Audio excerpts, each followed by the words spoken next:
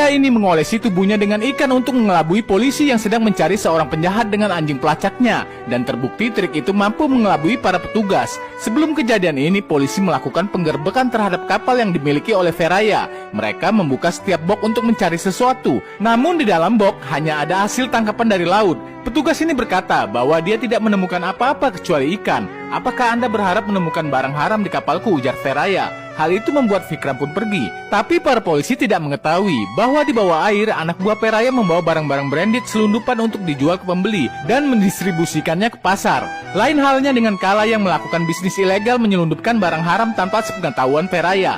Malam itu seorang pengedar menjualnya kepada mahasiswa di lokasi kampus. Namun tiba-tiba petugas polisi memergoki transaksi itu dan pengedar itu pun kabur. Belum sempat melarikan diri, seketika saja Vikram datang menangkapnya. Dari sanalah operasi rahasia dijalankan untuk menjebak pemasok barang haram tersebut. Anak buah Vikram yang menyamar sebagai pemakai juga sudah disiapkan untuk melakukan bisnis dengan Kala yang menggunakan cadar. Namun seseorang menelpon Kala dan membocorkan operasi yang dilakukan polisi.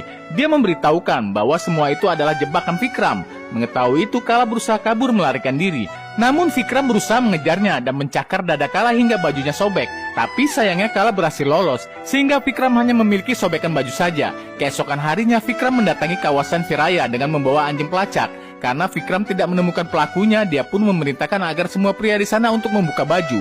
Mendengar perintah itu, semua pria pun membuka baju mereka satu persatu. Melihat Kala yang bersembunyi di belakang, Vikram menyuruhnya agar maju ke depan. Kemudian Kala dengan sedikit terpaksa berjalan untuk segera maju. "Haruskah aku memberitahumu sekali lagi?" ucap Vikram, yang membuat Kala teringat tentang kejadian semalam. Pemuda ini membuka pakaian, lalu menemukan tato bertuliskan namanya di dada seorang pria yang membuat polisi kaget. Pemuda ini berkata, "Mengapa ada namaku di dadamu? Anda sudah merawat kami seperti saudara, meskipun kami orang asing, jadi saya menato namamu di dadaku," ujar Kala. Yang membuat Feraya terhenyu dan langsung memeluk Kala. Seorang petugas datang memberitahukan dia menemukan baju itu di kanal. Mengetahui itu, Kala bilang, "Banyak sekali barang yang terdampar di sana. Apakah itu berarti milik kita?"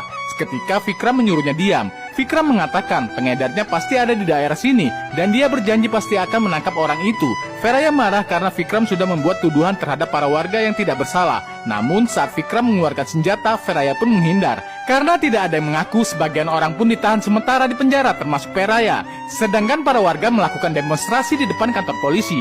Tidak lama kemudian, komisaris polisi datang disoraki para pendemo yang ingin kebebasan Feraya. Sesampainya di kantor dan bertemu Vikram, komisaris berkata mereka menemukan jasad seorang pria melarikan diri tadi malam di dekat pantai. Hal itu membuat Feraya dan para teman-temannya dibebaskan dari penjara. Di malam harinya ketika Feraya dan teman-temannya mengendarai mobil, tiba-tiba lumpur mengotori gambar adik tirinya Vikram di dinding. Mengetahui itu, Feraya memarahi mereka agar tidak sembarangan mengotori